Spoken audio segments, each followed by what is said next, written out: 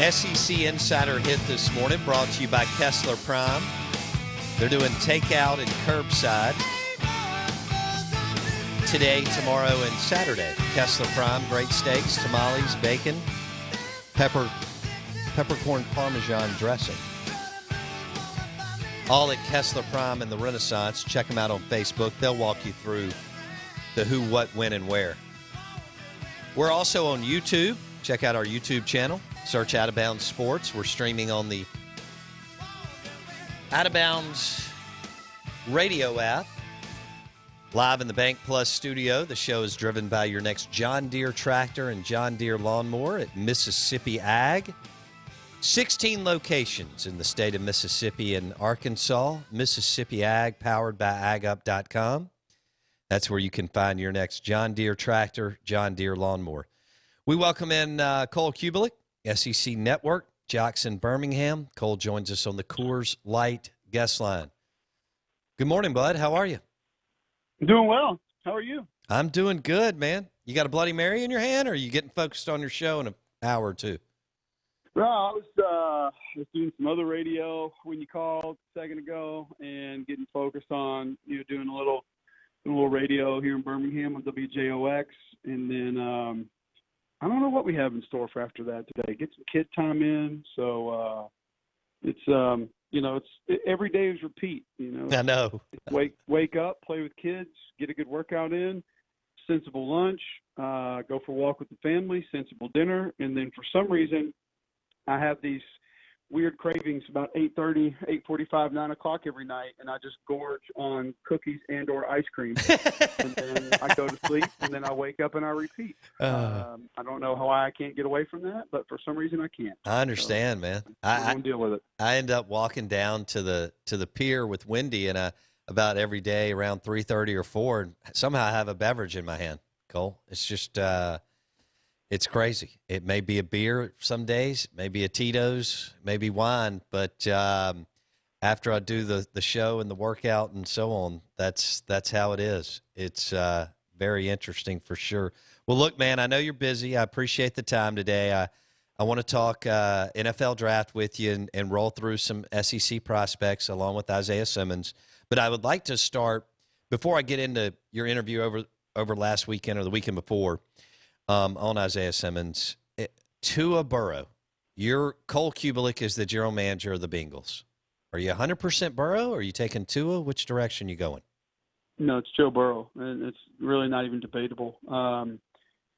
I personally think you have to be in a different situation if you're going to draft Tua Tagovailoa. I don't know if you can push all your chips in from a franchise perspective on him being your guy moving forward. I think.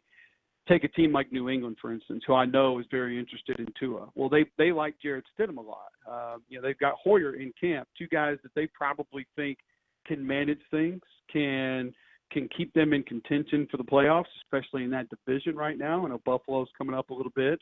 Miami's going to have a couple first-round picks, but I think they feel like those guys could sort of steer the ship and keep them close enough to be in contention for the postseason right now. But you could get Tua, make a move, and he might be the guy of the future. And if you can keep him healthy and maybe even not allow him to play this year, or do what Tennessee did with Jeffrey Simmons last year and just sort of activate him for the last quarter of the season, see what he's got, get him in, let him be a pro, let him learn, see what he's made of, see how healthy he is, because that's going to be the tough part about it is some of these teams have not been able to evaluate him the way that they want to. They haven't allowed their medical professionals to get their hands on it, and that's going to be tough to get over. Joe Burrow is the safest bet at quarterback in this draft. I don't think that necessarily means he's Aaron Rodgers, Tom Brady, Drew Brees, but I do think Joe Burrow is going to be a good NFL quarterback. There's not a more fierce competitor at that position. There's not a tougher individual at that position. I don't think there's a guy who's going to work and grind as much as Joe Burrow is. There's not a guy who's going to deflect success as much as Joe Burrow is at that position. And then you get a little bit of the geographical ties as well. And I think you've got a built-in fan base for where he's from and what he's done and what he's accomplished. So Joe Burrow's a winner. He always has been. He's tough. He's gritty. Some people talk about the system with him. I go the other direction on that. I look at the fact that he was handed a brand-new playbook at the end of January, and look what he did in September and October and November and December and January. that was all new for him. And for him to be able to grasp it and thrive in it the way that he did, I don't view that as him being some system guy. I view that as, all right, well, he's going to be able to alter what he does. He's going to be able to take new plays, new information, new routes, new route combinations, new signals, and the chemistry is going to be able to get there more quickly with him than maybe some other guys. Tua has more natural ability than any of these quarterbacks in this draft. That's not really debatable. The way he throws the ball, the accuracy, the anticipation, the way he levels the football, these other guys are not on his level when it comes to that. The problem is I don't know if I can be confident that Tua is going to be the guy taking snaps for me every other game, every other week, for an entire season, every series. How many games are we projecting out that he's not going to be my quarterback?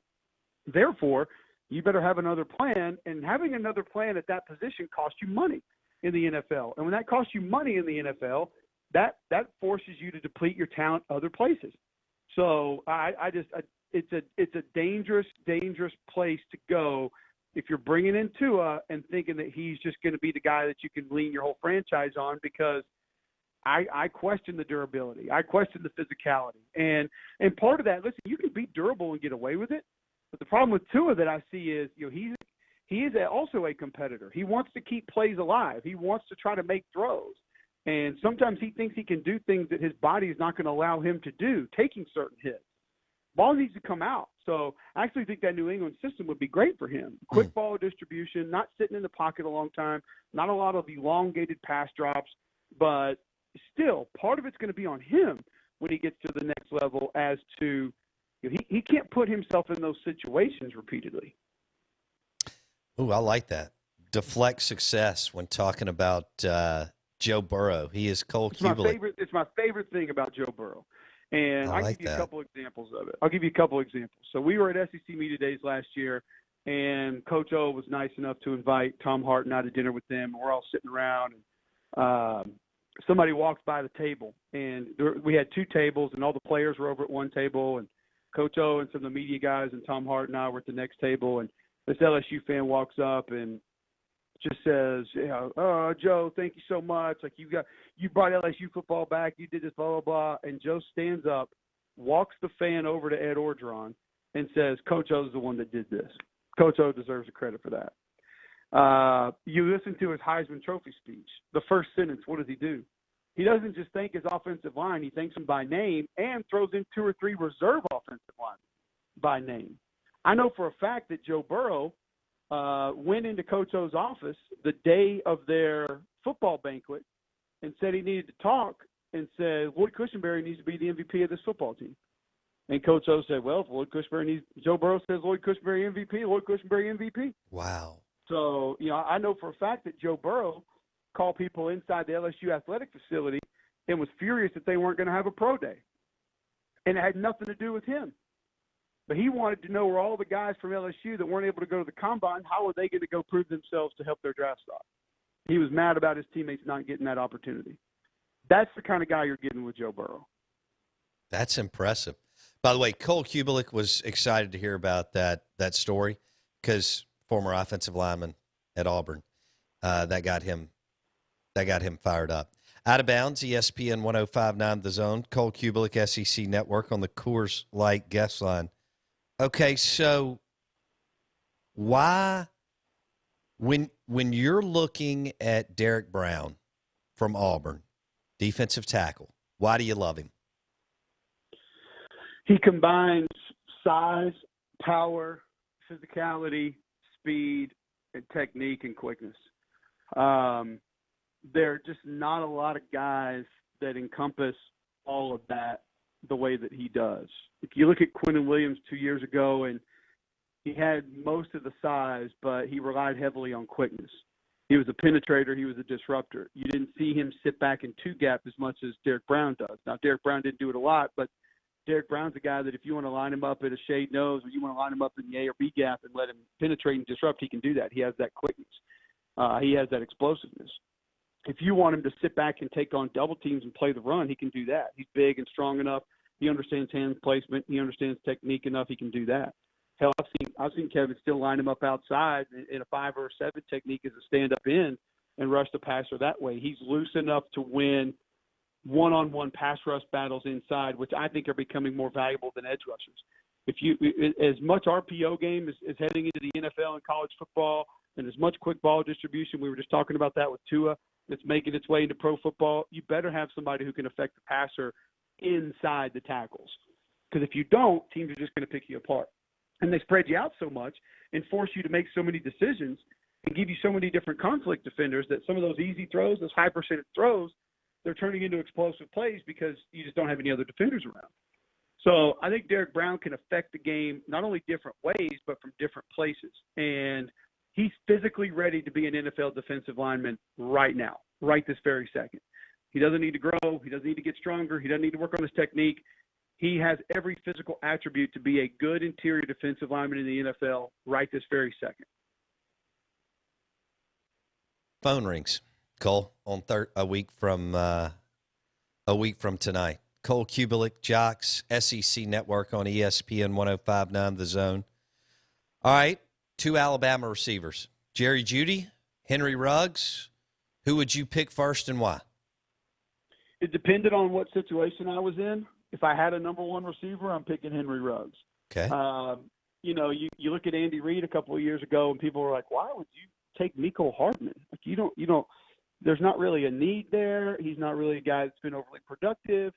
But he knew that if he got a guy like that, and they already kind of had one in Tyreek Hill, but if you had a guy that could just help stretch the seams and help push safeties back, and teams are going to have to respect that capability and that speed, it was going to open things up for everybody else. And especially with a guy like Travis Kelce, obviously you're going to be able to murder teams underneath. If I'm a team that has a legitimate tight end and maybe a number one receiver, an outside receiver, a big physical receiver that I like, and I just need somebody to sort of help me with deep balls and help stretch defenses, then I think Ruggs is your guy. If I just need a number one receiver, like if I'm let's say I'm the Carolina Panthers, and you just need a guy, like if I'm the Miami Dolphins, and I need I need a dude at wide receiver, it's Jerry Jeudy. He's the best route runner coming out. I think he has probably the best catch radius coming out. And then he gives you the ability to make people miss in the open field. He gives you the ability to win 50-50 balls. He is the most do-it-all receiver in this draft. Now, if you're just talking straight line speed, no, he doesn't give you what Ruggs does, but I think Jerry Jeudy he checks more boxes in an A-plus manner. And for me, if you just need that guy, you need to sort of start your arsenal with a big play receiver that can do a lot of different things well, then Jerry Jeudy's your guy. If you're set in some other areas and you specifically just need somebody to help open things up or to help force defenses to play the back end, then I think Henry Ruggs is your guy. Me, I'd go Jerry Jeudy just because I want an eraser. I want a guy who can get me out of trouble. Mm-hmm. 3rd and 8, and I know I'm getting pressure. Quarterback can just, throw that back shoulder fade and he'll go get it. Put the ball up in the air and he'll find a way to go get it. I think Jerry Jeudy is more that guy than Henry Ruggs is, and I think that gives you more value. Played at Auburn, SEC Network, Jackson, Birmingham, Cole Cubelic on the Out of Bounds show. Blake, you want to ask a question? You're going Jake Fromm, aren't you? All right, we'll also hit Jalen Hurts. I like what Cole said earlier with Belichick and Sean Payton. They have the chips and the equity to do what they want to do at 23 and 24. Most of the coaches don't. So I'll piggyback off you. You've got something on Fromm. And mine will have partly to do with Hurts and the rest of the quarterbacks in the draft. Cole, what is it about Jake Fromm? Because we had David Morris, QB Country, on Monday, and he said Jake Fromm has all the intangibles, has all the physical skill. Was it just the offensive production at Georgia? Was it a combination of the system?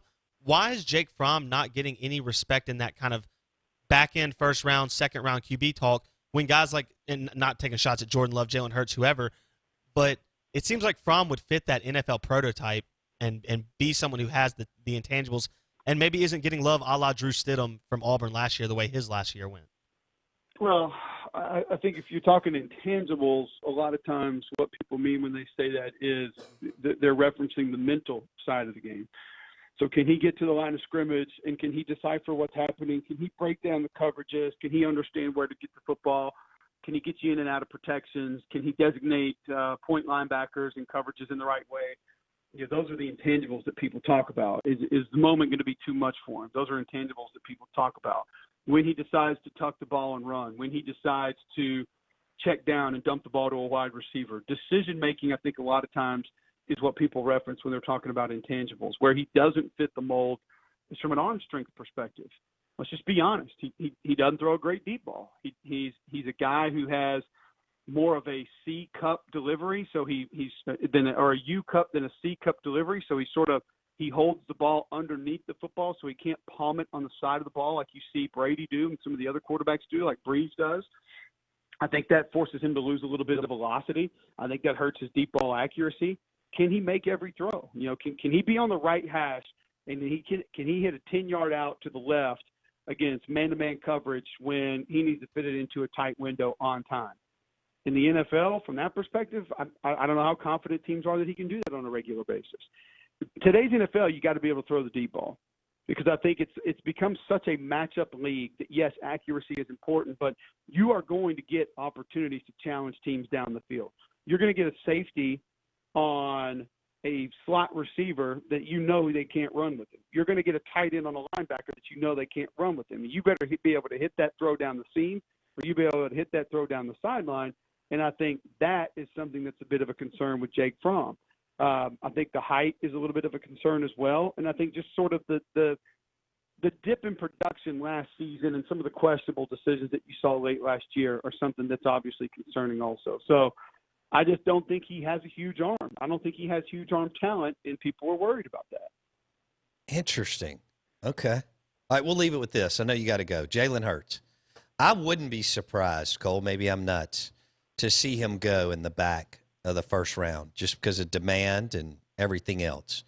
Am I crazy, one, and do you think he's got – and I think he can play eventually just the way the game is played now in the NFL. What do you see from Hurts pro-wise?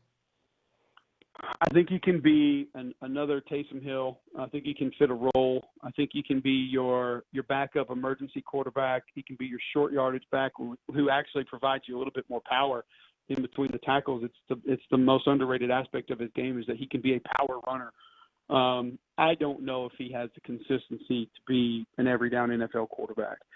And to be able to make up from that, you better be explosive in other areas. Lamar Jackson's explosive in other areas, multiple other areas, whether that's running away from you, whether that's making you miss in the open field, or whether that's being able to push the ball down the field. And I do think Lamar has a stronger arm than Jalen Hurts.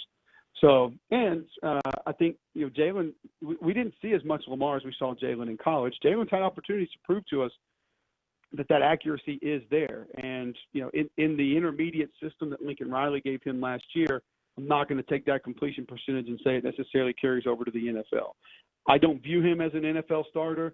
Do I think he could be a guy that could pick up the slack if need to be? Probably. Do I think he's going to be a guy that can be on the NFL roster for a long time? Absolutely. But I would be shocked if he came off the board in the bottom of the first.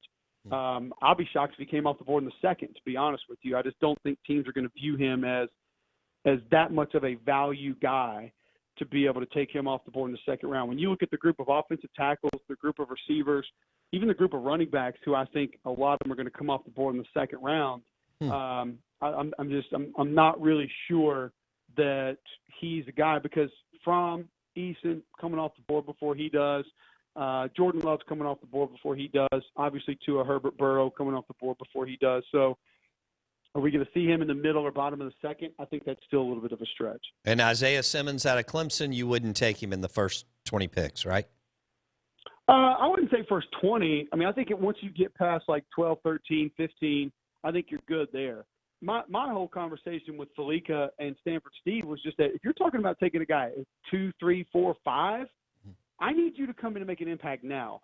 I don't need 2 years to figure out where you're going to play. Yeah. Like you better come in and have a spot right now. We don't have time when I'm picking you 5 and making that kind of an investment to say, all right, let's figure out if you can play the slot in this league. Let's figure out if you can rush the passer in this league. Let's figure out if you can play single high safety in this league. And I know he ran a 4.39. I get it. How many dudes from Kent State and other places are going there and run 4.3s and we never hear from them again? I mean, it's how many routes are we lining up and running in a straight line? It's being able to run a 4.3 doesn't mean you can cover people. So I question his coverage ability. I think they did a good job protecting him in coverage. If you watch him against Thaddeus Moss in the championship game, he was great. is Thaddeus Moss your NFL standard of tight ends? I love Thaddeus Moss. Physical kid, loves to help out, inline blocker. I mean, does a lot of the dirty work. But if that's your grading scale of what you're going to have to cover at the tight end position in the NFL, then you should probably be evaluating another sport. So I don't think he's big and physical enough to live at the line of scrimmage. He's not a good enough pass rusher to just do that. And I think they protected him in coverage. There is a chance that he will get exposed because, like I said earlier, Bo, it is a matchup league. And there are going to be a lot of offenses that are licking their chops if they can get him manned up on their guys out on the perimeter. They're going to love it. And they're going to and if that happens, and all of a sudden you pick that guy at 4 or 6, I don't know if you got 2 or 3 years to figure that out. We'll leave it there. Cole Cubelic, Jackson, Birmingham, SEC Network on the Coors Light guest line. Cole, we appreciate it, bud. Take care, man. Thanks, guys. See you, man. Cole Cubelic played at Auburn and Jackson, Birmingham midday show, and, of course, SEC Network, among other things. Does a great job analyzing the game, and that was a lot of fun, Blake, the QB stuff and the wide receivers. You know who else we forget about that he mentioned? Jacob Eason. Yeah. Out of Georgia, now That's right. out of Washington. That's right. He had Jalen Hurts going behind he had him as like the 7th quarterback. That's right. It's interesting. It is. I did like what he brought up about Isiah Simmons that I guess I'd not Cole's watched probably, 1.5 million times hours as I have watched of SEC football, No doubt. or just any football. But the way Dabo and Clemson probably were able to hide an Isiah Simmons in coverage, not have to have him play that position. Because I always was sitting here going, oh, he should be able to play the linebacker position fairly easily. But Travis Kelce would probably abuse Isiah Simmons. And if that's who you're trying to match him up against, that is an interesting topic. Let's segue at the end here. I want to talk a little food for a minute. It's Eggs Benedict Day. It is Eggs Benedict Day. We talked about it. You know how much, my aunt owned 2 restaurants in New Orleans. I love brunch. I love Bloody Marys and beverages late morning. When you travel, we'll get to do that again. We have some local restaurants here that serve amazing brunch that will again, like Bravo Italian Restaurant and Bar. Blake, Eggs Benedict, that's one of those dishes where if you're going to roll it out on the menu, you got to nail it, brother. Yeah. You can't. Yeah. You're right. You can't play around. Yeah. And there's several places in New Orleans that do it. Bravo Italian Restaurant and Bar in Highland Village can pull it off. But when you told me that earlier, I could not. I was fixated on an unbelievable. Robert St. John can pull it off down in Hattiesburg with all his New Orleans tentacles that he has on his menus. But I was thinking about Eggs Benedict and a Tito's Vodka Bloody Mary with bacon and pickled okra and green beans and some celery. I look forward to that. You know what I'm saying? Some potatoes on the side. Eggs Benedict Day. If anybody wants to cook Blake or I Eggs Benedict, let us know. Hey, thanks for listening to the show. Brought to you by Dancing Rabbit Golf Club, Mosquito Joe, Mudbugs is slinging crawfish today, and Superior Foundation. We'll see you tomorrow.